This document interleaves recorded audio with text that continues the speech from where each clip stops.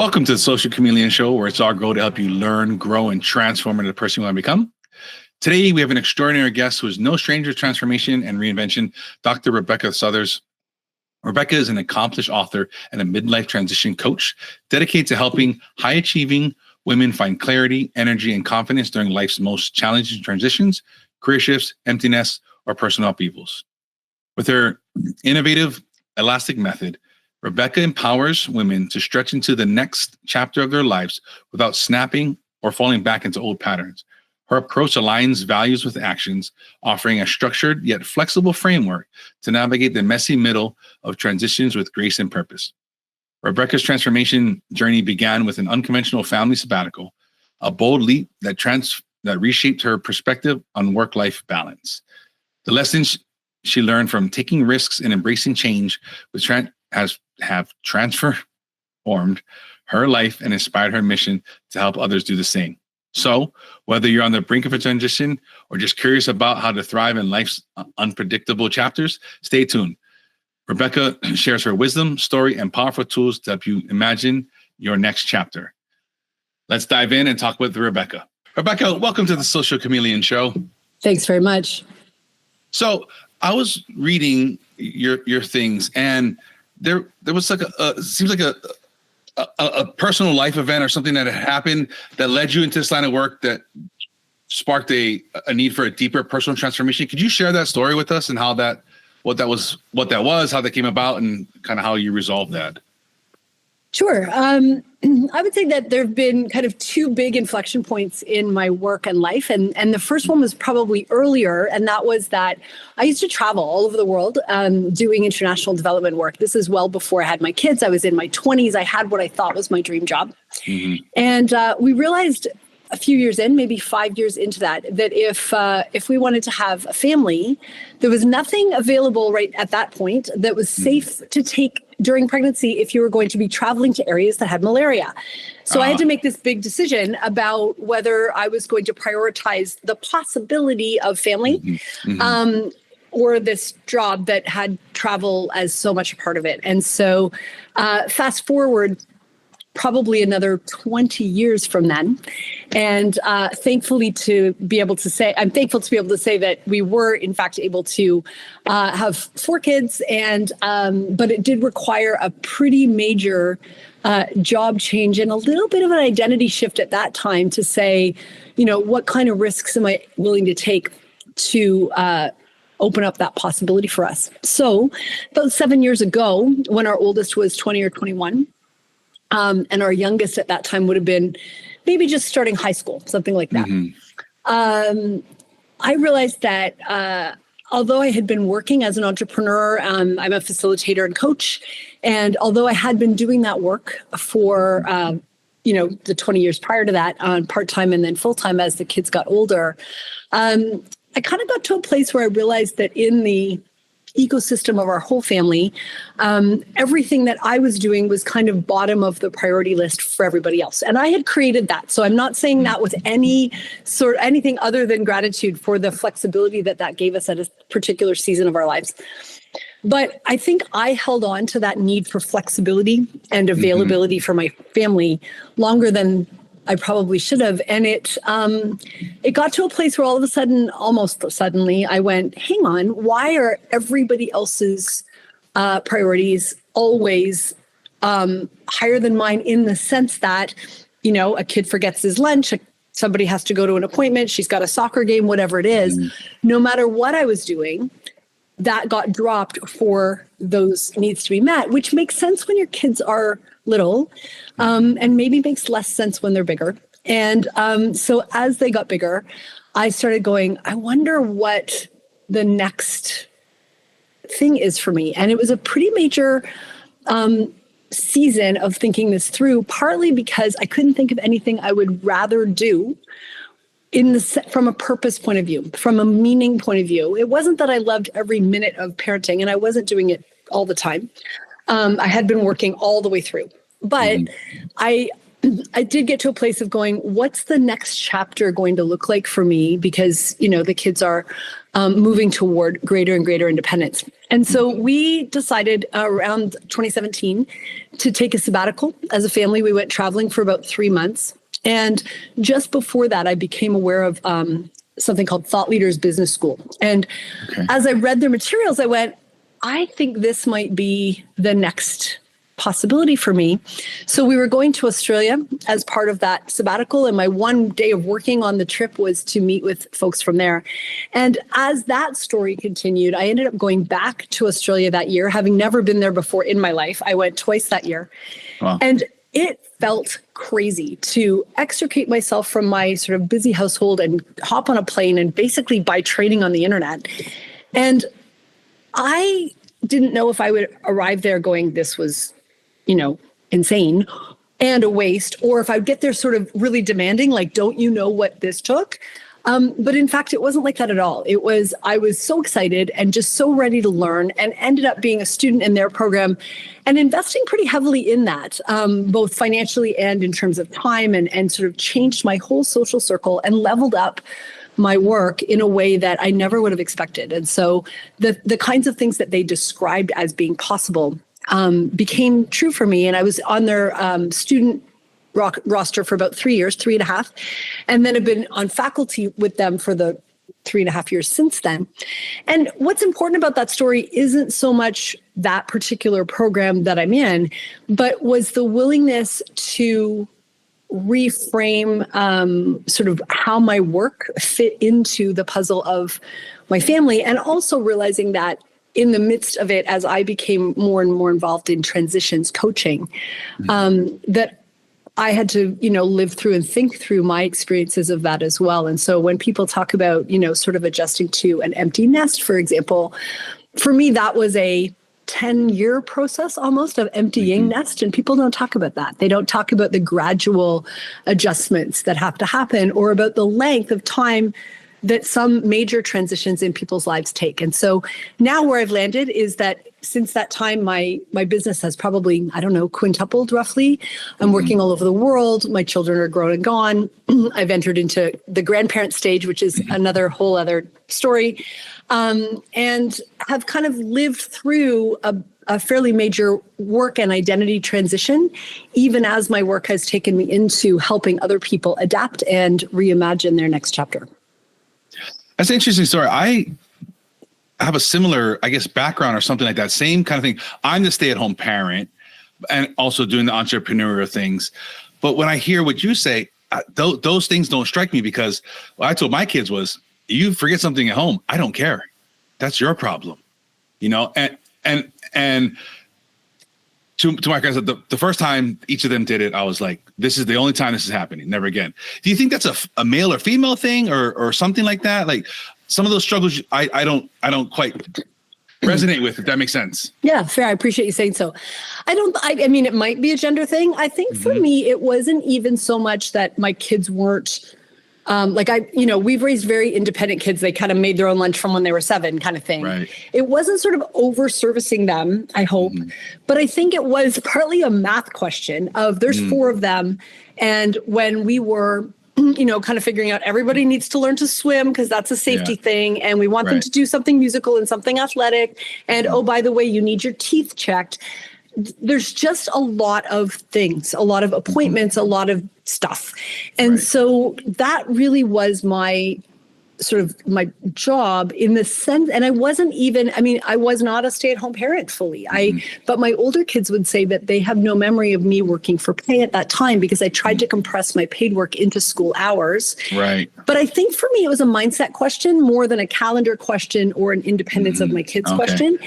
It was my work was the extra. It was a different time economically 25 years ago, when families, at least where I live in Canada, with some doing, could figure out how to live on one income, which is largely what we were doing. And so my second income, or my second half, was kind of extra. It was what paid for vacations and lessons, and it wasn't buying the groceries. Very privileged place to be, I realize. Right. But I think the mindset that put into me after 20 years of it, even though I chose it, was everything I was doing was kind of extra, kind of bonus. Take care of it as long as everybody else is needs are met, and as long as kind of the 3-ring circus of our life was kind of, running as it should, right. I could then pay attention to some of my paid work. And so as a result, even though my work was going well and I enjoyed it and I found it very meaningful, I think my mindset about it was that was my side gig. And I think if you think of something as a side gig for a long time, it takes on a particular weight or lack of it in your life. And that served us well for a period of time. But I think what it did for me was made me realize that I was holding on to a story that had served me well at one point and was no longer. And I think that's one of the elements that we know about adaptability and transitions is that we have to be willing to loosen our grip on an old story in order to embrace a new one. And I feel like sometimes my ability to do that wasn't matching my circumstances or maybe my kids' ability to do that or what my business most needed. My mental framing of things sometimes takes a while to catch up. That's interesting because I was trying to wrap my mind around kind of the work you do. Yeah. It's interesting because as I'm reading through your things and I'm looking at your stuff and it doesn't make sense to me in a way because I'm like, because this is the way I'm thinking about it. And this is why I wanted to talk to you because I was like, this doesn't make sense. I don't understand. Like, so, because I can relate from the female perspective because like I said, I'm a stay-at-home parent. So I see what you're saying. But now that you're saying that, what I'm thinking is I was like, oh, I see what you're saying. You always thought of your work as a side thing and a thing aside. So when your kids were gone, you needed to transition to something else. You had that need. So this is now I'm kind of understanding your work here as a mother or something like that, or you were this stuff. When their kids are gone or they're leaving, I can see now how everything else you did was a secondary thing, and you need help transitioning because I guess I'm trying to put these thoughts together as it's happening here.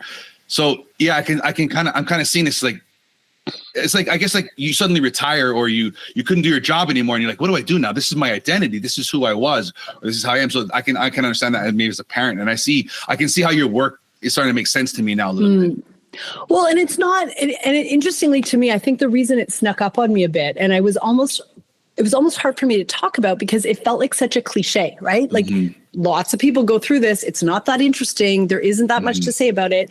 And yet for me, it was, and I was doing lots of other things. I think I was expecting, that would be the storyline for someone who, I don't know, was like the 1950s stay-at-home mom that was baking cookies every day, kids came home from school. That wasn't my story. And so I think because that wasn't my story, the adjustment period that it took me was almost more surprising because I had a very successful career all through this. And that's what makes me think that it was a mindset thing more than a calendar thing or more than a career thing.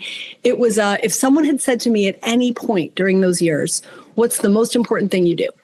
I would always have answered with something related to my kids. And I noticed that over that time, if someone asked how I was or how are you, which could be a singular or a plural you, right? I would always answer plural. I would always describe how the family was. If it was someone that knew our family, right? It would be, I'd run through how the kids were doing and how my husband was doing and how I was doing. And it was it makes me realize that I sort of saw us as a unit.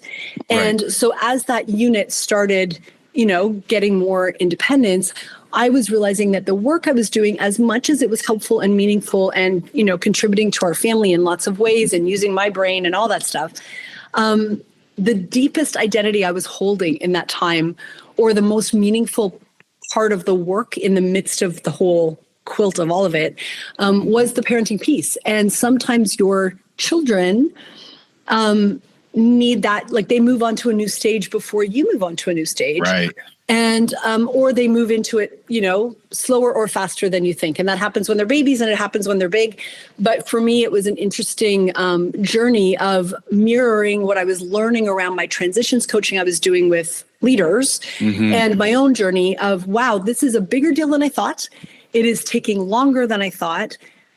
It caught me by surprise and I felt dumb. Like I felt like, why would this is not that this happens to lots of people. We knew it was coming.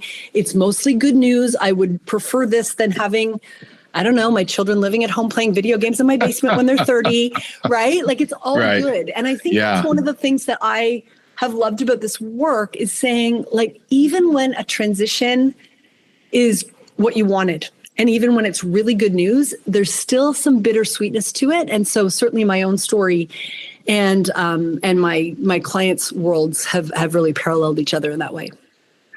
I'm hearing something like a silent epidemic. Is that something accurate? Say more about that. Where you're saying you can't believe this is true and you can't believe it's happening. Is it because it's not talked about and people don't think about it? So we're not saying anything. So people are like quietly, women, single parents or single fathers are sitting at home saying, what's next for me? But nobody's saying anything about it. So when you discovered that, you had that aha moment. It's like, this can't be real because I've never heard of this. So I'm thinking it's like one of those like silent epidemics where it's happening, but nobody's saying anything about it. Nobody's talking about it. So you didn't think there was maybe a path there. Am I hearing something like that correctly? I can hear that. I mean, I think one of the epidemics that we're dealing with that's starting to get more play is a loneliness epidemic. And I think that in some ways, when people feel alone in a part of their story, that can feed a narrative of a loneliness piece. It can also feed a piece around purpose. And for me, it wasn't so much that I didn't know anyone else going through it, but I almost felt like it was it just felt sort of like, I think I mentioned cliche, like it felt sort of almost like boring to talk about. And yet it was pretty major for me over like sort of boiling in the background for almost 10 years. And so it wasn't a sudden thing. And I think that's the other thing is that, if you have a death in the family, if you have a sudden job loss, for example, people kind of know, they rally around you. There's some vocabulary around it. There's some rituals around it. This and I found that there was some decent writing and talking about empty nest, like what to do when your kids were gone, but this gradual emptying and the gradual redefinition of how I wanted to not just spend my time, but what I considered important, and what measures up to that was a really important consideration for me. So it wasn't, I think it's a familiar story. What might be different for some people is maybe the length of time. I think for smaller families, it's probably a little bit faster, but we've got lots of examples of kids moving back. And I think what we don't talk about is the level of adaptability, flexibility that parents in general need to have as your house is empty, your house is full, somebody's living there, somebody's not, somebody's home for the summer, somebody came back because they're in between jobs. And often we're just kind of the backdrop for their transitions as they kind of launch and relaunch and find their way back home and leave again. And I don't find that people, maybe other people find that easier than I did, but I think that extended kind of season of counting heads all the time, right? Who's here, who's not? Yeah. Is my job to be fully available for you or not? And I do remember saying to my husband early on in that journey, I will be okay when they're all gone. I think I want them either all here or all gone so that I can focus on something else, which is also going to be hard but fine. It's the in-between that I was finding really challenging. And I'm kind of a pull the Band-Aid off quickly kind of girl. And this was not that. And so it was the in-betweenness of it that I found challenging. And that's what most people actually find hard about most transitions, right? Is that liminal threshold in-betweeny kind of space between the old thing ending and the new thing starting, but you don't even really know what the new thing's going to feel like or going to be. And that in-between part that's hard on us. It's hard on our brains. It's hard on our social relationships. So there's lots of reasons why I think that kind of untethered feeling is pretty common, whether it's about kids leaving or some other thing. I think the emotional experience of it is shared across a lot of kinds of transitions for people. During this time you're talking about, was there a self-talk that you had, maybe positive or negative, or something you had to switch to? Yeah, I mean, I think one of them was an economic one. And that was kind of this idea of my financial contribution to the family, having been sort of the side gig, as I mentioned. I had therefore internalized a message that it was somehow less important, and that it wasn't kind of central to my identity or an important contribution to the family. No one in my family was belittling it. This was internal to me. Right. But I think one of the narratives that I needed to change was thinking of myself as a business owner, as an entrepreneur, because I have been all along. I'm in year 27 of my business. So this is not a recent thing. But I think the mindset shift of it being sort of more core to my identity than it used to be, I think has been one piece. And I think relative to that, there have been a lot of other kind of self-talk things that have gone into this, including my willingness to play a bigger game, to live kind of a bigger life that might exceed kind of the boundaries of, what any individual child might need at that time or something like that. We've always been a big traveling family, and so we've always had a big world in that sense.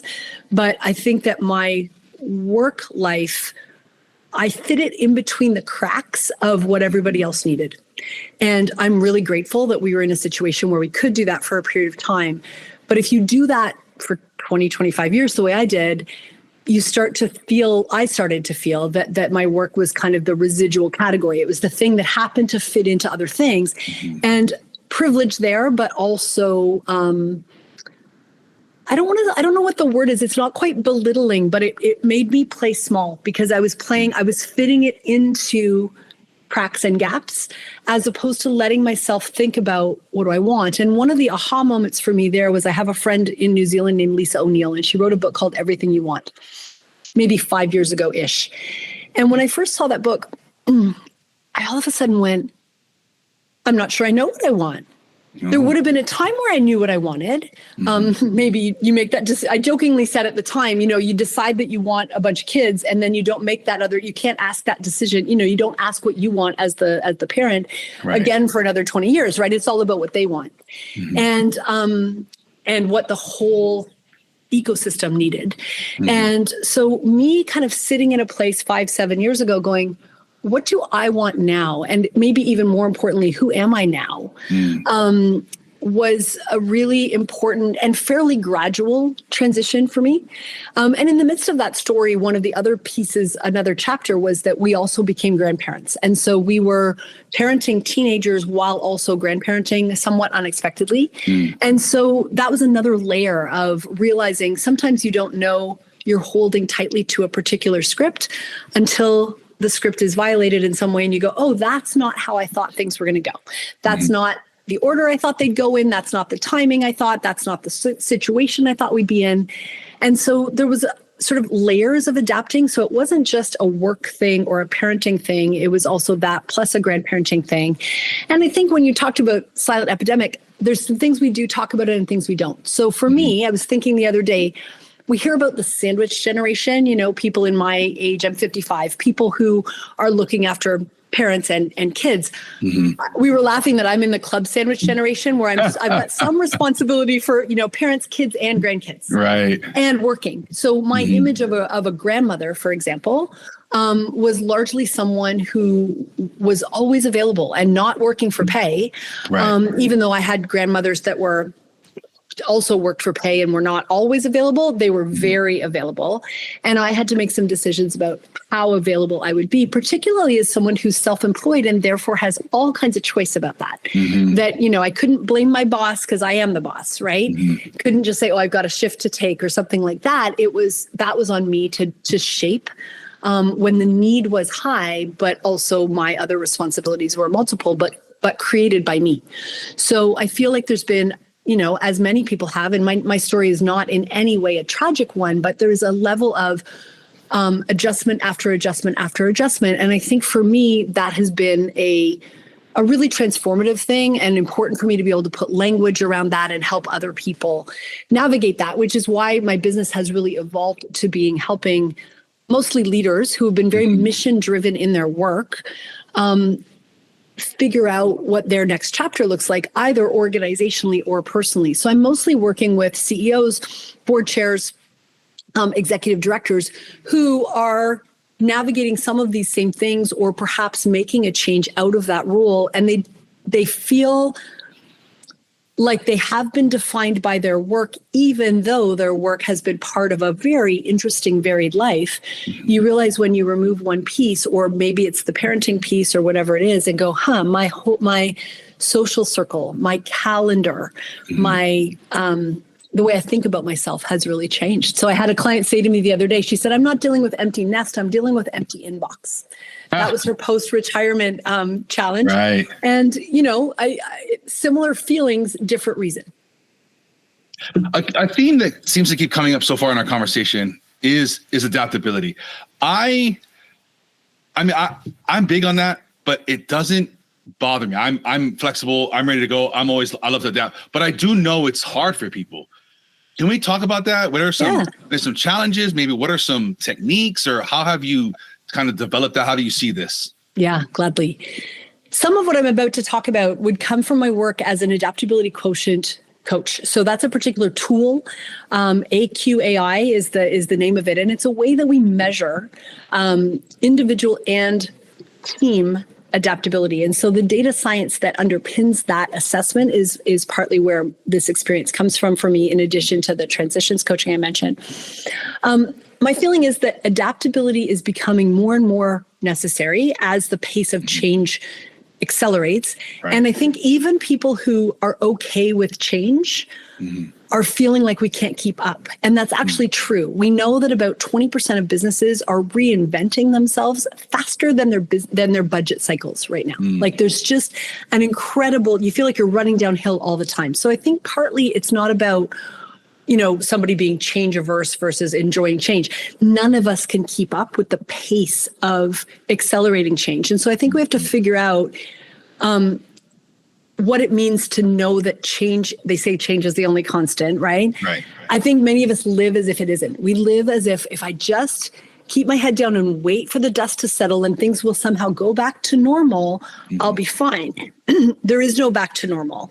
The constant need to adapt is there. And so I think about that as, what do we do to keep our battery charged? Almost like a gas-powered car charges the battery as you're driving. We need that, as opposed to like the battery on our phone, where we have to stop everything, plug it in, don't carry it around, right? Right. It's a bit like that, where people kind of expect a period of change followed by a period of stasis. And that's not what it's like. So the work that I'm involved in is helping people see the good in that, in the sense that if you can find your preferred tools to use to help you adapt quickly, you're going to be energized by that. And I think it's not about, I don't want to adapt, or I can't adapt, or I'm not adaptable. It's like, we all have to adapt. We don't get to choose that. We all have the ability to adapt, but the tools we each use to do that are different and personalized. And if we are being asked to adapt in ways that don't suit us, or we're on a team that is using certain tools for adapting and they don't fit what we would prefer, we're going to be depleted by that. And we're going to be just like, oh, it's like one more change initiative or something, as opposed to going, hey, this is kind of fun. And you feel like you're, sort of nimble and you're on the balls of your feet and you're ready for whatever comes next. And so, for example, there are 15 different components to this adaptability quotient. And you can imagine 15 things can be combined in an almost infinite number of ways. Right. So for some people, they might draw on a tool like grit. Maybe they're super persistent and perseverant, and that's a really helpful tool for them to adapt. Other people, not really into that at all, but they might be big picture thinkers. And so they can see the long road and go, I can see where we're going. That means I can adapt how I get there. I'm fine.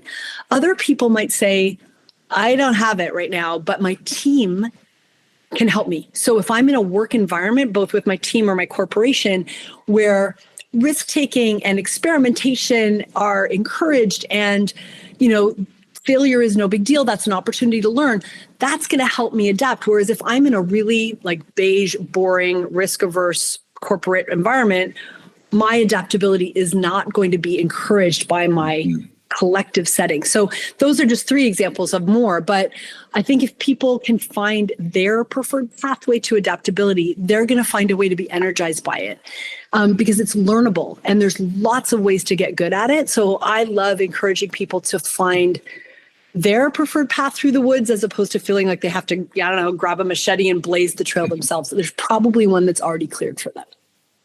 One thing when you're talking, what I hear is priorities. Is that maybe a lack of priorities? Is that something that factors into this? Yeah, tell me a little bit more about where you hear that, Tyson, because I can take that lots of ways. Say more about that, and I'd love to talk about it. When you're talking about maybe, being risk averse, or you're talking about changing things or trying different things, what I was hearing was, it sounds like maybe there's a priority problem and because your company or you as an individual, whatever it is, doesn't have clear identified, priorities, you can easily get pulled in all these different directions. Just AI is here now. Oh gosh, this is our savior. We're going to do this, or this new widget's out. Oh my God, this is our savior. Because you don't have priorities, the next shiny thing is going to get you. And that's what I was hearing when I was, not the whole thing, but of the things you were talking about. The thing that stood out to me was I feel like because the priorities are there, or maybe they're not communicated well. Maybe, you're such a large organization that at the top, they know what's going on. But by the time it trickles down, the communication maybe isn't so great. And the people down maybe a little bit below, they're like, I don't know what's going on. I don't know how to do this, because they're not clear on what the priorities are, because maybe things keep changing. Maybe somebody, middle management or whatever it is, just constantly moving things around. I hope this maybe Yeah. I do think lots of us feel like the goalposts are moving all the time. And I think that can be true even in very mission-driven or clearly prioritized, clearly strategic companies. I mean, most of what I do is help organizations with strategy. And so I really think of strategy as those big picture priorities that help you say a strong yes to some things and a strong no to some other things. But the problem is, if the whole context is changing really fast, sometimes we can get kind of anchored to things that need to shift, whereas we need to stay anchored to a very few things that shouldn't shift. And so helping people figure out what's fixed and what's flexible is a really important part of this conversation, both personally and organizationally. Because if I'm on a team and I feel like, hang on, we were told to go this way and now we're being told to go this way, and this was important before and now it's this other thing, I can get really frustrated by that. If, however, that same kind of nimbleness is framed as the big mission is clear, how we get there is going to change all the time. I think partly it's expectations coupled with priorities, and not having really short-term sort of changeable priorities, but having purpose-driven big picture priorities that everybody knows, and understanding where their latitude is to find their own pathway to get there. So the big picture, super important, like big rocks don't change. But what has to change is the how, is the pathway we take to get there. And so, I often use travel analogies, and I think about it like, hey, we're going to go to Florida, but we're going to talk about whether we're going to fly or drive. And okay, we're going to drive. Great. Well, now that we're driving, there's a snowstorm, there's construction, there's an accident, there's a beautiful scenic route. Are we going to take slower or faster ways to get there? And who gets to decide that? Because I think part of it is for people, if they aren't driving, they're in the back seat going, hey, wait a minute, I thought we were taking this route and I thought the GPS said it was going to take 27 minutes and now we're up to an hour 27. How did that happen? And you do feel like the kid in the back seat of the car that has no say over when you stop for a snack or whatever. And so I think there's a lot of different layers to the pace of change, who has decision-making rights, and as you said, how it's communicated. Because if you have somebody who is a really detailed kind of micromanager kind of person, they might communicate rather than the big picture purpose, hey, we're going to Florida, they might be like, take highway I-27, whatever, stop at this restaurant, do this. And all of a sudden everything changes and you feel like your instructions have been blown up, where the instructions maybe should have been, we'll meet you in Florida. And you figure out kind of how to get there. And so I think the level of autonomy, independence, agency that people have and control over resources and visibility to that big why can really affect how comfortable they are with the change, and also whether they've had any choice over the change. So people's journey through transition, whether it's corporate or individual, is really strongly affected by whether that change was chosen by them or was kind of put upon them, right? So if someone dies unexpectedly, very different than if you chose to make a job change. Both can be hard. And I think sometimes in chosen changes, people are shocked by how hard it is. But there is a different experience of voluntary versus involuntary transitions. Is there some type of SOP or communication that you find works to get the team and everybody in line with these, so everybody kind of knows the priorities, and maybe the guy that has a propensity to micromanage maybe says, okay, listen, we're going to Florida. This is how I think we should get there. And you kind of tone him down a little bit, but amplify the other guy. Does this make sense? Yeah. I mean, for me, the world I'm in is strategy, right? So to me, the strategic priorities are one of the communication tools, and not just the actual sort of written strategy, but the process of developing it. Because if you have done a collaborative process to develop those priorities, people not only know what the priorities are, like on paper at the end, but they understand how they came to be and the why behind them and what things were shed in favor of those things. So hopefully they can bring to that list of priorities a bit of understanding about why, so they can use some good judgment in that. I think the other thing is, in a corporate environment, not every role needs to be equally adaptable. So adaptability is a very high value for me, but it is not the highest. It's not the only. And so if you are in legal or procurement, or you're a pilot, or you're a surgeon, you do something that has a checklist kind of element to it in order to keep people safe or on track or compliant. You probably aren't the most adaptable person on our team, and I'm okay with that. Right. So, and you find as you go up the food chain in an organization, people at the higher levels of the organizational hierarchy, they tend to be more adaptable because big picture thinking is an adaptability superpower. So as you go up the food chain, you have that sort of higher altitude visibility, and you might say, we're going to Florida, you guys figure out how we're going to get there. But if you're the person lower on the food chain that goes, I write the procedure manuals for driving to Florida, and we go, guess what? We're not driving. Actually, we're flying. You're like, what? I just wrote the new manual on driving, right? Yeah. So I think it really depends what your sort of altitude is. And I don't mean that only hierarchically. I also mean just kind of the visibility that you have on the trade-offs that are being made by the people who make the decisions. So if it's your own life you're talking about, it's different again than if you're part of a larger bureaucracy or corporation. We keep talking about strategy at the moment now. For those listening and watching, what are some key things that they can use to develop a strategy? When I think about people who are strategic, we think about strategic plans, but just like a human that is strategic. I wrote a book last year called Elastic, and the word elastic stands for 7 different leadership skills. It's an acronym, and the S is strategic or strategy. And I don't think about it as like a document or a strategic plan. I think about it as people who have their priorities clear, right? As you said, it's people who have a multi-year kind of high-level view of the whole picture.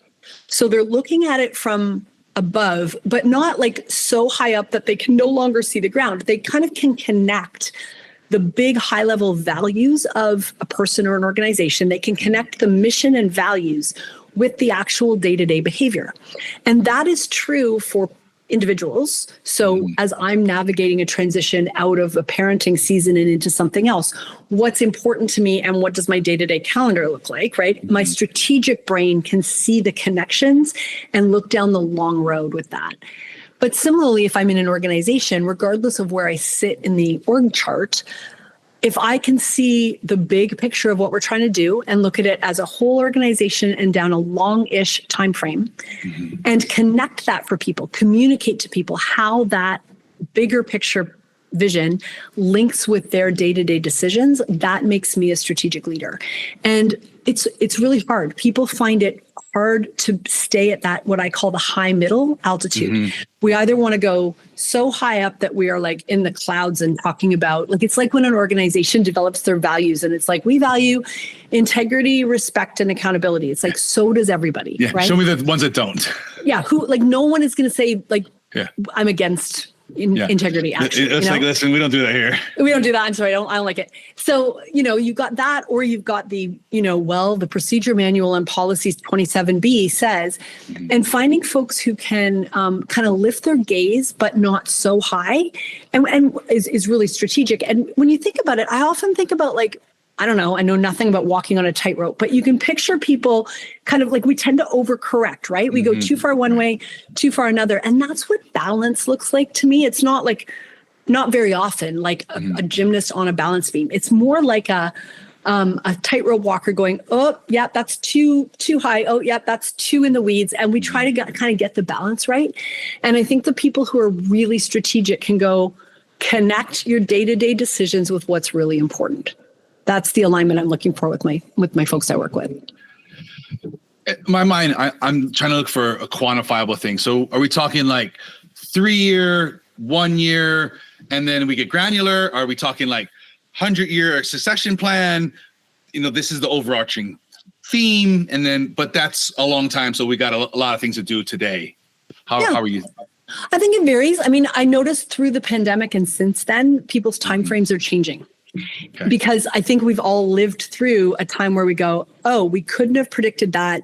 Lots of big systems were rocked during that time. And so people's kind of, I don't know if it's pride or hubris or something, but their confidence in projecting, 5-10 years out, we were all kind of shaken by that enough to go, geez, I don't even know. But we also recognize that looking just like right down at our feet and taking only one step doesn't make sure we're going in the right direction. So I'm kind of noticing at an organizational level, they want to talk about that 10-year, 20-year story. Who are we trying to become? What's the impact or the dent we're trying to make in the world?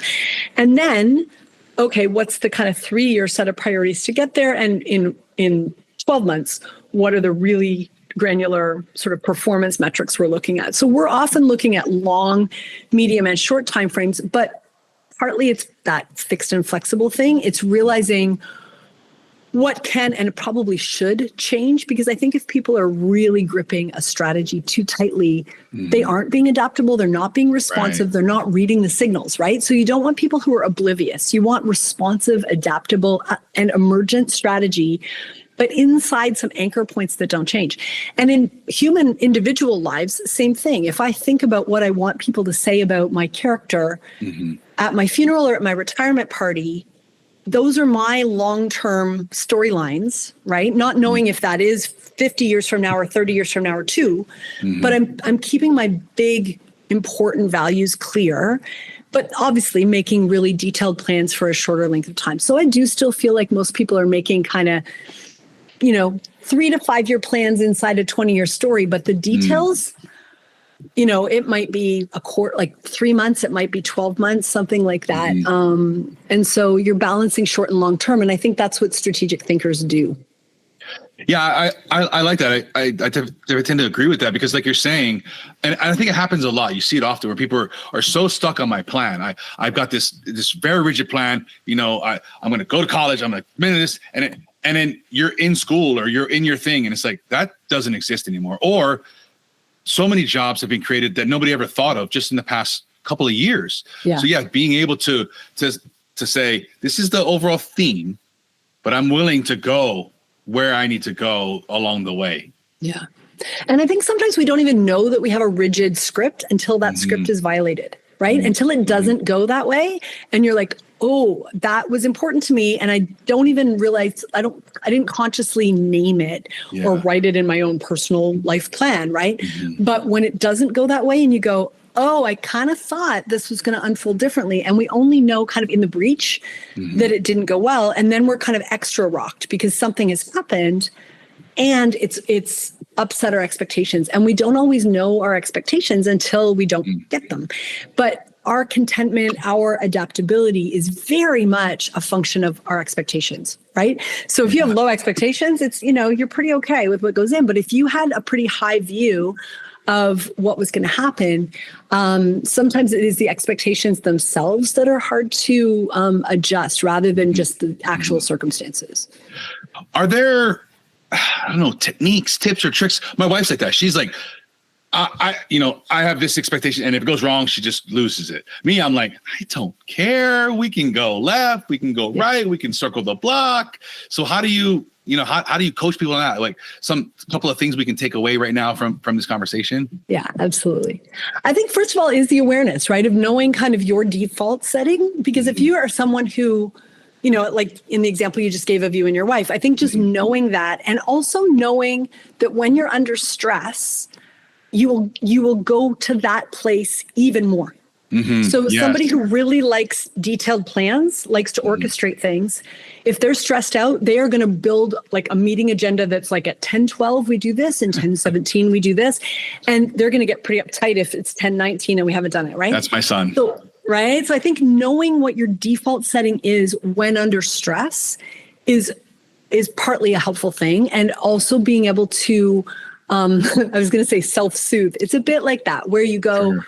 What are the minimum things that I need to be able to be adaptable short and long term? So in the short term, I need sleep, right? Absolutely. I need hydration and nutrition, right? It's those kinds of basic things. So if I stayed up too late watching the hockey game or whatever I did, and am coming into a big meeting the next day overtired, my ability to adapt in that meeting is going to be low. So there's like, what's my temperamental preference? And then just some basic self-care things that go, what kind of state do I need to be in? Like, when was the last time I exercised? Have I had any water today? Right? Basic things like that are going to allow me to show up at my best, to be able to go, okay, this is a big thing I have to deal with. Then I think it's figuring out your preferred adaptability tools that you love to use. So I am, like, to put it in a different context, excuse me, I'm terrible at Excel spreadsheets. So if someone said to me, you must use Excel to get through this problem, I will be in tears in 5 minutes. Like, I'm just terrible at it. But if they said to me, what we need someone who can see the big picture and who can build a team around them and use their social rapport building skills and their big picture thinking to take us through, I'm like, I'm there for that.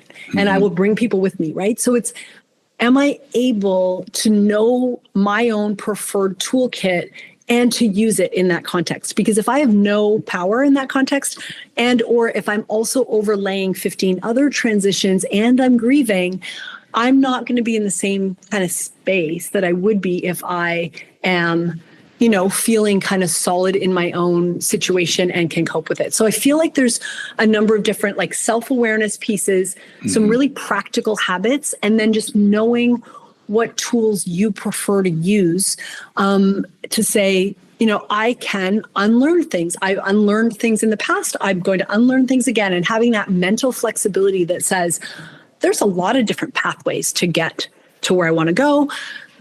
But when people are stressed or exhausted, that mental flexibility disappears. Yep. Right. So, and we know what that's like. We can picture that in ourselves and in our loved ones and our colleagues. So I think managing our own state in the micro time frame, but also big picture, understanding the tools and the temperament current that we're swimming in can really help us. Is there some self-awareness prompts or tools or something so you can start to discover what type of adaptability person you are? Yeah. Well, that's why I love that AQAI tool. Actually, it's an assessment. Okay. I'll link to that for people. It's a good one. I can send you that link if you don't have it. The other thing that I'm finding useful, I have a little quiz on my website, and we'll link people to that too in the show notes. And what it is it's kind of in between a quiz and a diagnostic, very quick.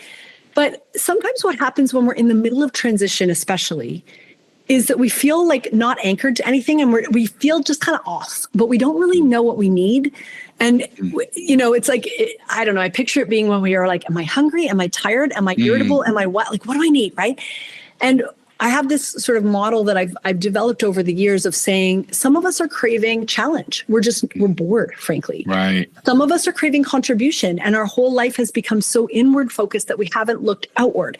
Some of us need clarity because it's foggy. We just don't know what else to do. Some of us need connection because we're lonely. Like, we have been doing things on our own a lot. And so it goes through things like that and says, how are you scoring today on these various elements? And therefore your path to feeling a little more grounded will be different, because if you need adventure, if you need learning, if you need challenge, you're going to do different things than if you need connection and belonging. So let me go back to full circle to the empty nest example.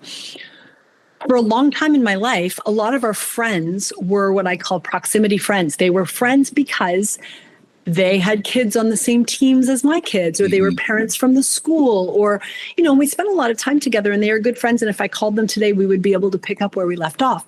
But our paths aren't crossing now because our kids are grown and gone, and we knew each other because we sat in the bleachers at the soccer game. Right. So all of a sudden, my need for connection might be higher in this season because it isn't baked into my schedule. Whereas when I had 4 busy kids in sports, I didn't need more social contact because I didn't have time, and I saw lots of people. And so you need different things in different seasons. And so those would be 2 quick tools. The AQAI one, that's a bit more involved because, it's got some coaching attached with it, and you get it's a very well proven sort of report of results. Whereas the little diagnostic I'm talking about is a bit quicker, lighter, free availability on my website. But if people like tools to go, what do I score? What's my tool that would be great? I would turn to either of those. Okay. Like I said, we'll link to those for you guys, so don't worry about running and trying to write this stuff down. Yeah. Something I heard in that whole explanation, and it's interesting to me. I hear confidence, and you talk about this on your website and stuff like too. I don't have this problem, but I know people do. Can we talk about confidence? Yeah, I mean, I think confidence is an interesting one because I do think a lot of it is an internal dialogue thing. So you asked about self-talk earlier, and I feel like there's a lot of that because our confidence is not accurately linked with our abilities. It's not a competence algorithm, right? But we think it is. So our self-talk is telling us that we, maybe that we're not very good at something, or that we need to play small, or that that's not our lane, or whatever it might be telling us. That any, sort of cognitive behavioral therapist would tell you that it is not closely aligned with evidence, right? So maybe people around us see us in a completely different way than we see ourselves.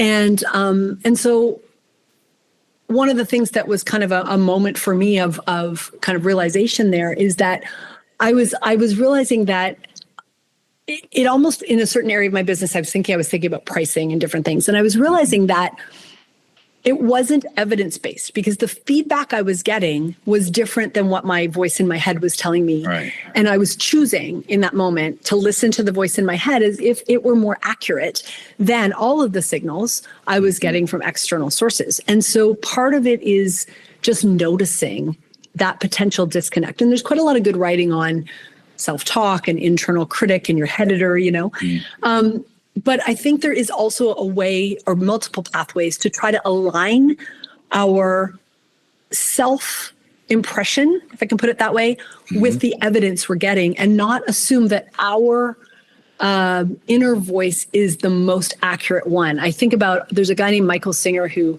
has written some good books on this, and he talks about how if the voice in our head were a separate human from us, and we met them, we probably wouldn't want to hang out with them. Like we wouldn't invite them to a party. They're kind of a jerk, right?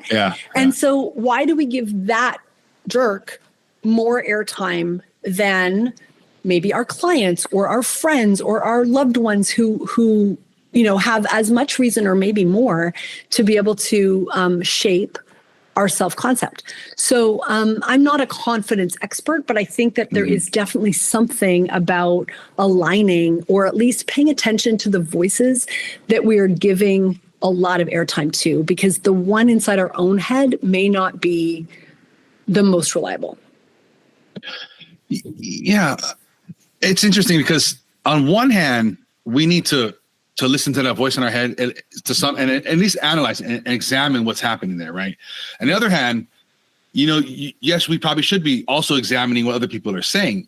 Both of these people, we probably should take at face value. We should examine both our internal and external thoughts.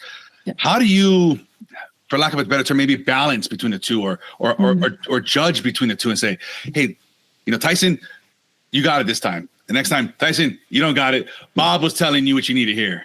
Yeah, it is a hard one. And I think that's where we have to align with our values, right? And our bigger purpose of going, who am I going to choose to listen to, and who's allowed in the arena, right? Of whose voices am I going to pay close attention to? I was recently looking at a really good book called Likeable Badass by Allison. I don't know how to say her name out loud. It's Fragale, Fragale, I don't know. But she was interviewed on an Adam Grant podcast recently. And her book, Likeable Badass, talks about women in leadership. And she basically says that we have been taught, particularly as women, to try to not care as much as we do care about what people think of us. And yet what people think of us gives us status, and status is actually the pathway, the closest, easiest pathway to power. So people don't have status because they're powerful. They have power because they've got high status, because people think well of them, they respect them, they listen to what they say. And so she really does a good job of saying, I don't know if I would want to tell young women to really care what people think, right? And there's a whole other literature on the likability trap, right? Of being too nice and trying to be too concerned with what other people are saying. And yet managing that reputational currency, if I can put it that way, is actually a pathway to having some control over resources and your time and that kind of thing. And her work is really interesting in that way. So I think linking your intention, your purpose to what you're thinking, because we often can't step back and separate ourselves from the voice in our own head. We don't even notice that it's anything other than accurate, right? So I think our first step is to kind of step back from it and go, that is a voice in my head. It is not me at my essence. So that helps. And also, and then going, if that were one voice among many, whose voices am I going to choose to balance out? And I think that's the other thing, is to be inspired by the company we keep.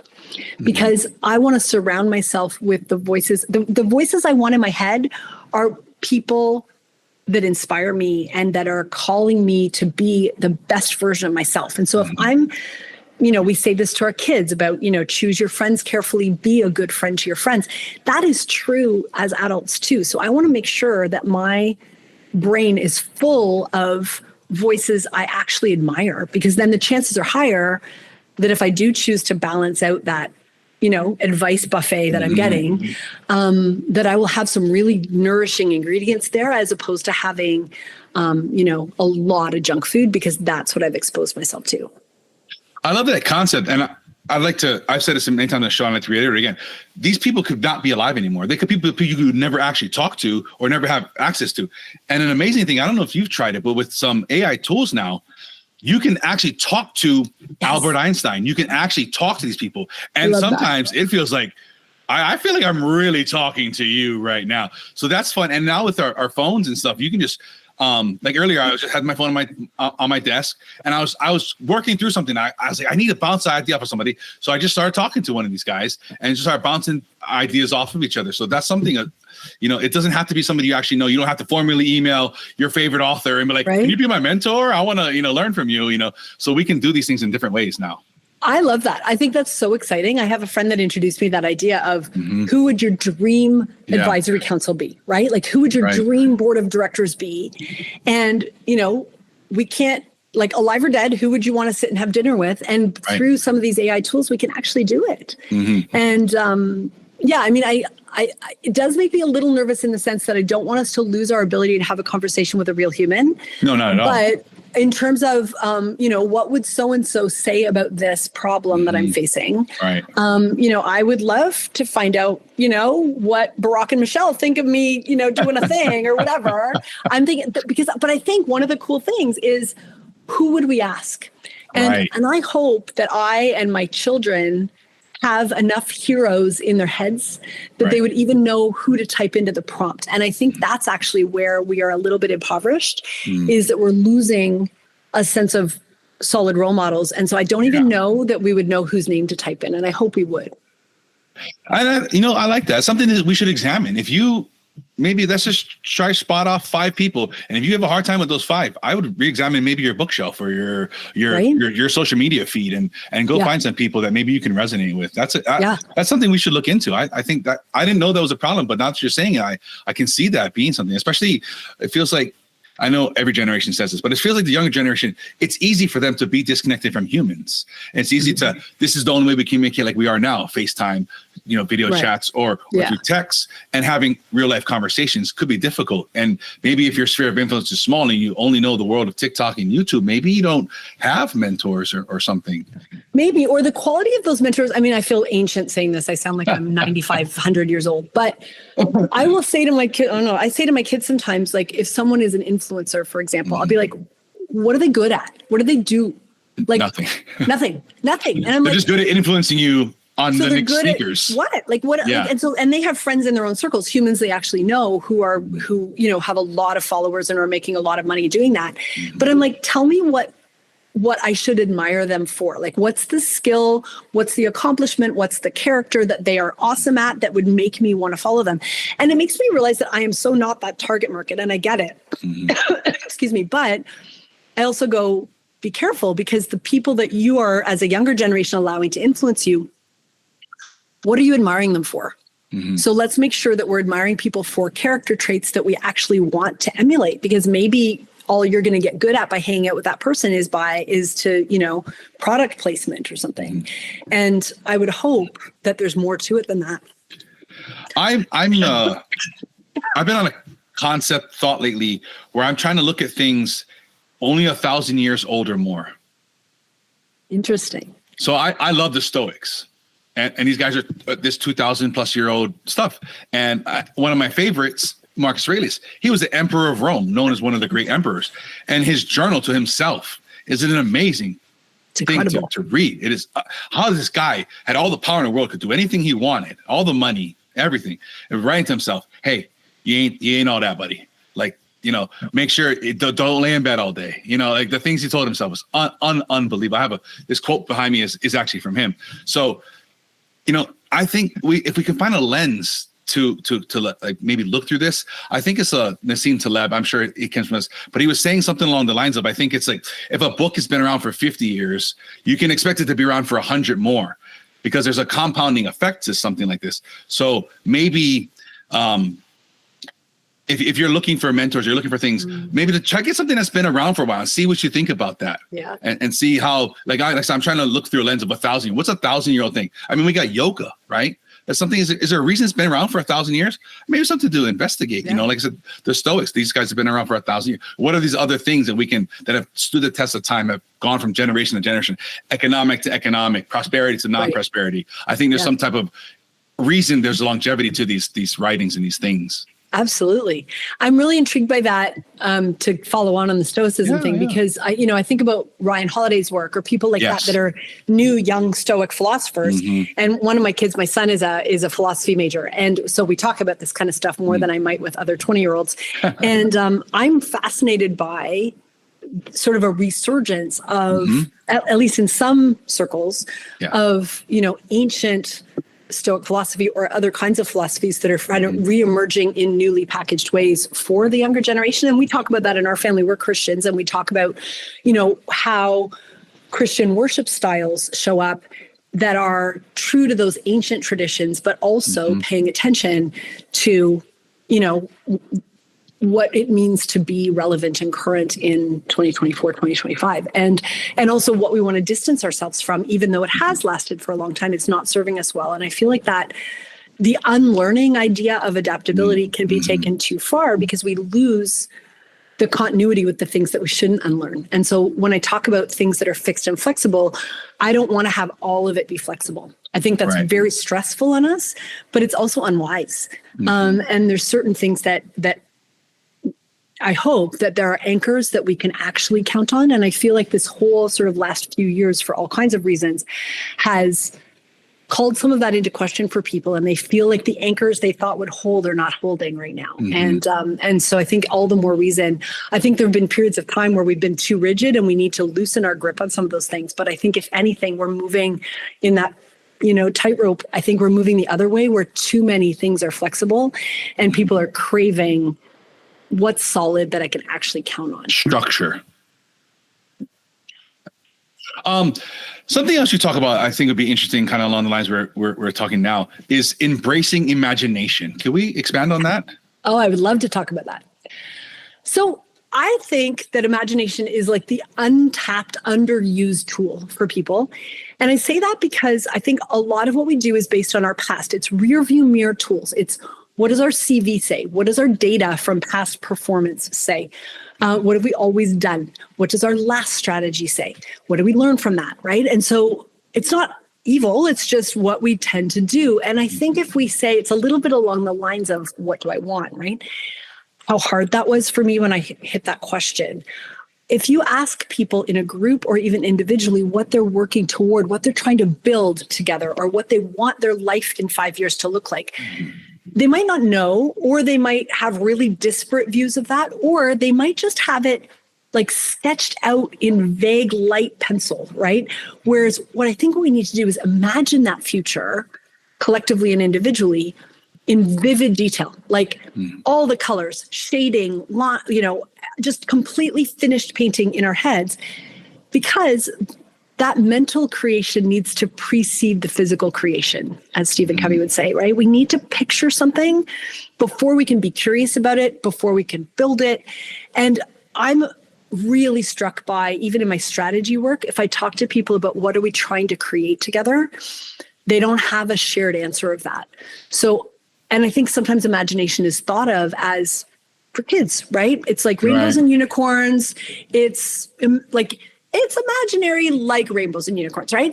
Where you go, no, it actually is the pathway to a shared vision of a better future. And in that sense, it has almost like a social responsibility element to say we need to talk about where we're trying to move together. Plus, it's super energizing and fun.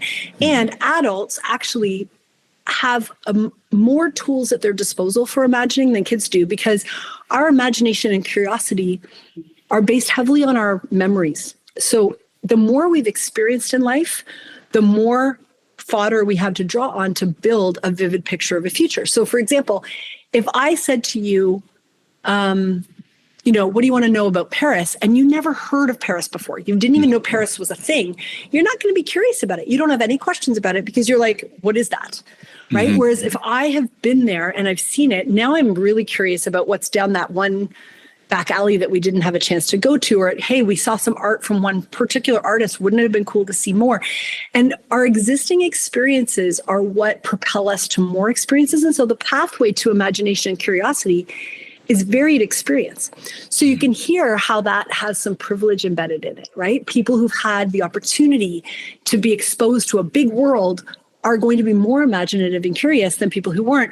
But the good thing is that even those of us with limited resources, we can still read, right? We can still watch movies. We can still expose ourselves, courtesy of our smartphones and AI, to worlds that we haven't had the opportunity to experience ourselves.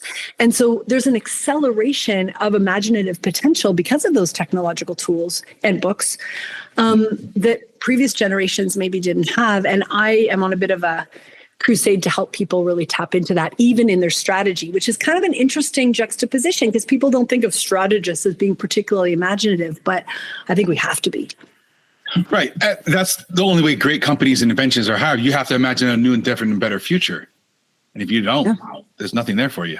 Yeah. And I think most people really struggle with it. Struggle with it. Yeah. Is it beat out of us in school? I don't know how it is in Canada, but where does that go away? I mean, the standard narrative is that kids are more, that we're imaginative and creative. And, we know that by about age 5 to 8, most kids, girls in particular, will say that they are, not creative, that they can't draw, for example, those kinds of things. So there is something in the education system that is not helping us with this. But I think there's all kinds of forces that are moving us in that direction because it's a risky space where it doesn't have clear return on investment. So if you're in an environment, even as an adult, that really values only successful experiments, right? Or not experimentation at all, right? I love Adam Grant's work in his book, Think Again, where he talks about, in science, an experiment that doesn't go as you thought, that's just data. That's just learning, right? And so if we're in environments where experimentation is discouraged, maybe family environments where that's true, maybe, when I think about the school environments I grew up in, which were generally good ones, but it was about getting the right answer, right? It was about getting the top mark. And I could excel in that environment. I loved it. I was good at it. And it was only much later that I went, that whole game doesn't matter, actually. Nope. And yet, as a kid, it's the only game, right? Or it's the major game. And so I feel like there's just all kinds of reasons why our ability to be kind of free-ranging and try stuff is becomes too high risk for people. Yeah, that does make sense. And that's the thing. I think we got to realize is every invention, everything we know of today was once a failure. And it was because of the persistence and because of the failures. We have this technology we're using now. We have these computers, we have these cell phones, and all this. Everything comes from failure. Yeah, but it's also like when resources are scarce or perceived to be scarce, that's risky, right? Because you're right. I mean, that's how knowledge advances. But the thought of having, 90% of our attempts fail so that we can get to that 10% that works means that you're pitching 90% of your resources down the drain. And it's not waste, but it can feel like waste if you feel like you've only got a little bit. So I feel like back to the mindset thing, but it might also be legitimately a bank balance thing that says, am I operating in an abundance or scarcity mentality? Because if I feel like resources are scarce in my head or in my bank balance, I'm going to be much more protective and much more vanilla and much safer than if I feel like I've got an abundance of resources available to me. Yeah, I have this thing on my desk right now. It says, I'm here to enjoy a life of abundance. How do we cultivate that mindset? How do we know that there's so much in this world, and sometimes it's not till your back's against a wall that you realize that you have resources, you have things at your disposal.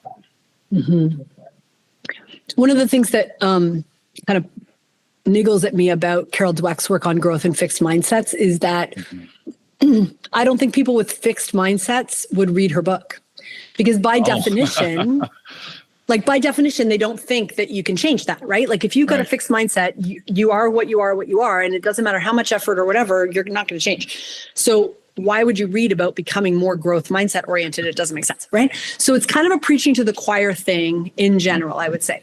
But having said that, I think also what I'm learning is that it's not a binary choice. It's that any of us, even if we think of ourselves as people who are wanting to live into abundance or wanting to have that growth mindset, we can always find places where scarcity is creeping in to our thinking, to our habits. And I think that's for me how I'm attacking it a little bit in my own life, is to go, where is scarcity showing up? And how can I replace that, as your quote on your desk says, with attracting abundant possibilities? Because I don't think anybody is all one or the other, but we might have areas of our lives where those scarcity-based stories have won the day, and they're taking up residence there, and we barely even notice it. So it might be about time. I notice there a lot where we think of time as limited, as opposed to as abundant, right? And somebody might look at that and go, yeah, no kidding. There's 24 hours in a day. It's not forever. But on the other hand, if you approach your day as, having lots of spaciousness in it versus feeling like it's, planned down to the 2 minutes, you're going to show up differently in it. So there's areas where that scarcity piece can creep in that isn't just economic, and it's not just sort of a general mindset with which we approach the world. I think it can actually show up in very specific areas of our lives. Yeah, that reminds me of, I read this really interesting book. I loved it. And I was like, oh, my friend is going to love this book. And I sent it to him. He's like, I'm not going to read that because I don't want any information to change my mind. Okay. I was like, dude, that's exactly what you read books for. Like, this guy has new information in your field. And I think we've talked about, you could update your knowledge. And he's like, nah, I already have my view. Wow. I will never recommend a book to you again. Thank you. Yeah, really. Much. There's some pretty scary data on how, if something is not very important to us and we get contradictory input on it, we'll change our mind. But if something is really important to us and we get contradictory data on it, we double down on the inaccurate position we hold. And I find that terrifying. But it's very scary to me. And I don't know enough about it to know what we do about it. But there's something about people, evidence alone, and this is where imagination might come in, but data alone rarely changes people's minds, because we don't formulate our opinions based only on evidence, right? Emotions. We say we do. And so then, when contradictory data comes in, it's not like, oh, we rebalance the ledger and might change. And that's why, if you're trying to tackle social issues like racism, for example, proximity and exposure is much more effective than data. So the more racialized people I know, the less likely I am to behave in racist ways than if I just read a whole bunch of social planning reports on it or something. And so I find that whole thing really interesting because we think we are influenced by data, and often that data just causes us to double down on a less accurate opinion. That's interesting. I want to know that I'm wrong somewhere, and I want to update my information and my beliefs, and I love to change what I think. I'm a subscriber to that adage, was it strongly held beliefs, loosely held, or something like that, or whatever, how that goes. I'm like, if you got new information for me, you got something new come out, please tell me. I want to update this information. That's interesting. I'll have to think about that a little bit more. Yeah, I found it quite shocking because it feels, I just found it so discouraging, really. Yeah, very interesting. I wonder. My initial thought is it maybe an ego thing or self-image thing where you're attacking me per se? Maybe not. I know it's not necessarily directed, but like this information is now attacking my self-image and my self-worth and my ego. Therefore, I'm rejecting that. That's my first thought that comes to head. Yeah. And even more broadly than ego, it might be identity, right? And so, if your family has always been, we are, I don't know, fans of that football team, or we vote in this particular way, or we eat this kind of food, or whatever it is, right? You can hear the emotional currency is that. It's not just, we aren't fans of that football team because we really love the color of their uniforms. It's because there's something, we take on an identity as a fan of that college or that NFL team or whatever it is. And it's not rational. Right. No. When you think about it, it's like, well, okay, you like that team because you live in that city. But if you had grown up in another city, you might like another team. It's not because that team is so awesome. It's because they happen to be nearby. Right. But it's like, no, I would live or die by that. And, the same is true with government policy. Same is true with lots of things. And so I feel like it's a threat to people's identity. And when our self-concept and our relational concept, either intimate relationships or community relationships, are threatened, we hunker down, right? We circle the wagons. And so in my coaching work in transitions, that's partly what holds people stuck, because often their old identity or the old way of doing things or whatever it is that they have to say goodbye to, their whole identity and social network was tied to that. Right. And so it's a really threatening thing. You might look at it and go, oh, it was just, your kids grew up, or okay, you lost your job, you can find another job. But if your identity and your friends and your status and all the things like that are tied to that job, all of a sudden the stakes just got way, way higher. And so you give me one or two pieces of data that my company sucked and really, another job will be better for me. My brain might be like, yeah, that might be true, but you don't understand. And we do it subconsciously. We don't even realize it. But you're like, you don't understand that all of my, this screws up who I have lunch with. It screws up who's in my football pool. It screws up who I celebrate Thanksgiving with when my parents are out of the state or whatever it is. There's just all kinds of other things that are woven into it. And it's very hard to untangle that. How do we work on that? How do we break free, or whatever it is? Yeah. I mean, I don't know fully. I mean, it's a really tricky one. But I think part of it, I think things always start with awareness, right? Consciousness of it happening. Right. If we can't see it, we can't work on it. So I think that is part of it. And I think also being honest about what we see, of going, you know what? I know this is irrational, but it's really important to me. So I'm going to buy that football jersey anyway, or whatever. Like, I feel like I'm using a lot of football analogies here, but it's like, I know this is happening and I'm owning my irrational belief here. As opposed to being like, but it's true. And it's like, no, it's not true. It's just a preference, but you are welcome to have your preference and go to the game and love it. Right. So I feel like just sort of naming it for what it is can allow us to loosen our grip on it, examine it and go, is this serving me well or isn't it? Because unlearning is actually part of, it's about consciously deciding to let go of something that used to serve us and isn't anymore. So if I can't see it, I can't do that. But I can also look at it and go, is this still serving me? And so for most people who don't change their opinions in the face of new data, their old opinions are serving them for a reason, right? They're serving a purpose. Right. And so I'm digging into what that purpose is, because for them in that moment, and for me often too, it's not about being accurate or right. It's about it serving some other purpose. Maybe it's about belonging. Maybe it's about nostalgia or tradition or feeling safe or feeling familiar or not having our brain freak out because we have just ditched our entire community in order to go over here. So if I look at that as a researcher, I think about, like, don't you want to have opinions that are accurate? You know, the truth is no. Like, lots of people, accuracy, yes, but that's a lower value than some of the other things I've mentioned, like survival and belonging. Right. So that helps me to kind of go, oh, okay, there's at least a reason for this. It might be an unconscious reason, but that belief you're holding that is crazy to me, you're holding it because it's serving a purpose for you. And your desire to be accurate is less of a value than being part of a group or confidence, secure, whatever. Something, sustaining your family narrative, whatever that might be. Yeah. It's interesting.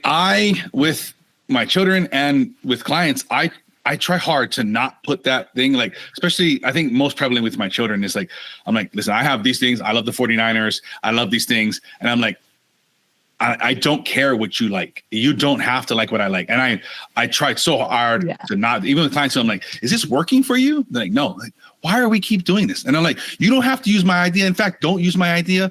But I want you just to think, like, this is my idea. Now let's bounce some things off. Let's do these things. Do you experience that? And how do you navigate not putting your stuff onto others? Yes.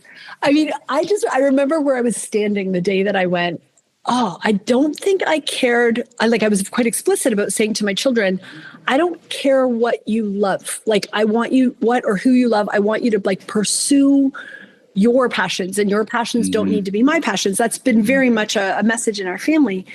We had a period of time where I realized that I was actually really committed to the idea of them being passionate about something. And that was an aha for me, was that I wasn't as open to any scenario as I thought I was, because my narrative was follow your passions. But the inference under that was, but you'll be passionate about something, right? You'll have a strong interest. You'll be compelled to, I don't know, cheer for something or get good at something or whatever it is. And when any of our children went through a patch of sort of indifference, that was harder for me, because I hadn't realized, I just sort of hadn't factored that into the story. And you start to get into the deeper value of, I don't want to impose my preferences on you, but I actually do have a value that you would be committed, passionate, masterful at something. And so then I started having to unpack my values at the next layer down, because I realized how highly I value curiosity. I value learning. I value engagement. Lots of things that if someone is feeling really blah about life and not that engaged in anything, that was harder for me. It wasn't that I need them to cheer for my team, but I need them to cheer for something. And I had to kind of unpack that piece as a second layer. Do you think there's a pressure saying, oh my God, I don't have a passion. I don't have a thing. Oh my God, mom's not gonna love me. My boss doesn't get it. Yeah. I mean, as much as what I just said about passions is true, I don't feel like kids should know what that is early. And I don't feel like there's only one, and I don't feel like it can't change. Absolutely. So I think it's the like engagement with life that's important to me. But if you like bounce around and I love this now and I'm going to try this other thing or whatever, I kind of see life as a bit of a buffet. I'm a generalist. I have a PhD that's interdisciplinary because I couldn't choose which discipline to focus on, right? So I am like the queen of life. Life is a buffet, and I tell my kids that all the time. So anybody that's into Enneagram stuff, I am a classic Enneagram 7, which is life is a buffet. Don't pick. I love the book Range, which is about in praise of generalists. So I do love that. But I think that is sort of like sampling from the buffet is going, no, I'm not hungry. Like, that's different. Yeah. And I want my people to go to the buffet and try the new foods, right? I value that. And it's really hard for me if they're like, yeah, no, thanks, I'm not hungry. That's a harder place for me personally. Other people would have other, behaviors that would be hard for them. But for me, it isn't so much decide early and pick one. Mm-hmm. It's be open to new experiences and try lots of stuff. That I value pretty highly. Yeah, I like to think about the idea of we go through seasons of life. There was a season where I was a kid. There was a season where I wanted to be the quarterback of the 49ers. There was a season where I was trying to find a career, and I never would have dreamed of doing anything I do now as a child. And I try to tell my kids too. I'm not sure how the Canadian schools are, but in America, when they're 6th, 7th grade, it's like, where are you going to go to college for, and what are you going to major in? Yeah. It's like I tell my kids, I don't care. Don't do that project. I want you to go play. You're a child for a few years. You're an adult for like 80 years. That is way more important. As you can figure out whatever. You can go back to college 12 times if you need to. You can have as many jobs. Like none of that stuff is important at all. Yeah, I'm with you on that. So we talked about the elastic method. We only got to one letter. Could you run down that whole acronym as much time as you want to think on it? Give people some food for thought. I know you got the book and stuff and whatnot. Can we run through that real quick? Yeah, gladly. Thank you for that. So the book's called Elastic, Stretch Without Snapping or Snapping Back. And the idea of the metaphor of the book is that elastic bands, for example, like anything rubbery, if it just sits on your desk, it's not fulfilling the purpose for which it's intended. We need to stretch. It's good for us to stretch. It is not good for us to stretch too hard, too fast for too long. And you can picture our, bathing suits or our stretchy pants during COVID or whatever. If it's been stretched for too long, it loses its stretchiness. Similarly, if you give it a yank, it's gonna break. But also if you ask, this is where the metaphor changes for humans than rubber bands. If we are being asked to move back into an old shape that doesn't fit us anymore. So think of people going back into the office post-COVID, for example. We also balk at that. So we have to find kind of that optimal zone of stretch. So part of the book is about that metaphor. But then another part is the acronym of the word elastic. And where this came from for me was leadership skills that I had witnessed. I wrote the book in honor of being in business for 25 years. And I was thinking about the leaders I work with and what I love about the ones that I love to work with. And they each had a series of qualities that I ended up capturing in this acronym. So the first one is energy. And I think energy is it's almost like a fuel. It's like a gauge of how someone's doing, either in ourselves or people that we work with, that if you're seeing energy really dip, there's something else going on. And it's one of the most important currencies we deal in, way more important to me than money, than time. The energy is really important. And I think that's actually, when I ask my clients why they hire me, they almost always use that word. So I wrote about energy. I wrote about likability, and we mentioned that earlier in that Likeable Badass book. That was the part of the acronym I didn't want to write, but the research was really clear that if you want to be a leader has followers, and a leader, in order to have followers, needs to be influential. They need to be persuasive. And the number one trait that causes people to follow someone else is that they're likable. And that varies as to what people consider likable, and it has kind of a base level of competence with it, because people don't like people that are really terrible at their jobs, for example. But there's kind of this competence and caring thing that goes into that, which is also paralleled in the T, which is trust, which I'll get to in a sec. So elastic, E is energy, L is likable, A is adaptability. We've already talked about that. S is strategy. We've talked about that too. So trust, the piece for me there that was kind of an aha, I didn't want to write about trust because it felt like it's been pretty well covered. We all know how important it is. What we don't know is how to build it quickly, because there's that expression of, you can lose it in an instant, but it takes a lifetime to build back. And I was thinking, teams can't function without trust, and they don't have a lifetime to build it. Right. How can we do it quickly? And what I learned was that the way we build trust quickly-ish, is by extending it first, which is super hard. But you don't extend trust to someone only after they've earned it. If you extend it first, that trust currency gets built very quickly. And so if you think about the teacher you had that you loved, that gave you the thing to carry down to the office when you were only in grade 3. You carried that thing with great pride, right? Or the boss that gave you the keys to the restaurant and you got to close up, right? And you're like, I'm too young to drive, and yet I can now hold the keys for this restaurant, right? Yeah. You showed up for that boss, right? Like when people trust us, we level up. And people are like, oh, well, what happens if they're going to break your trust? I'm like, that happens sometimes, but wouldn't you prefer to live in a world where we default to trust and help people live into that rather than assuming they're going to screw you over or whatever it would be? So that's trust. The I is imagination, which we've talked about, and the C is curiosity. So you can hear in some of the other things that I've talked about, kind of how this work gets woven in. And then the third part of the book is case studies of leaders and organizations that have embodied that in the work that I've done. And the thing I like about those case studies is I've got mixed feelings about case studies because they're very specific, right? And you know, sometimes I'll just skip them in a book. But the reason I included them is because I do a lot of reading. I host a monthly book club called Wiser by Choice. It's free. Anybody can come, and I read the books so you don't have to. So we cover 4 to 6 books a month, and I just run through them in an hour, and you can decide if you want to read them or not. So in looking at those books, having read lots of books in this leadership space, all the examples are the same companies. They're like the big American Silicon Valley companies. And I wanted some more accessible examples. Excuse me. So the book has smaller, largely Canadian examples. Excuse me, that I'll need to take a break. Yeah.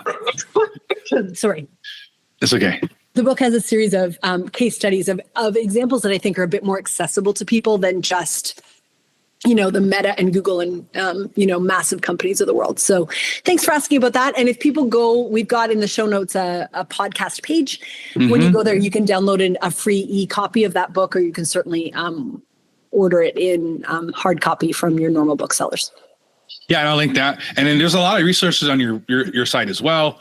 I'll link to the book. And also, you've written several books. I'll link to your author page and whatnot, so people can go and check out all those books. You're on Twitter, Instagram, LinkedIn, and stuff. I'll link to that in the show notes and everything for you people. Is there anything else you want to point people to? No, I think that's great. If you go to that podcast page, you're going to see those books. You're going to see that diagnostic I talked to. It's called True for You. And it's about what are you craving right now when it's hard to put some language to that in-betweenness of, you know, either a pending transition or you're in the middle of it.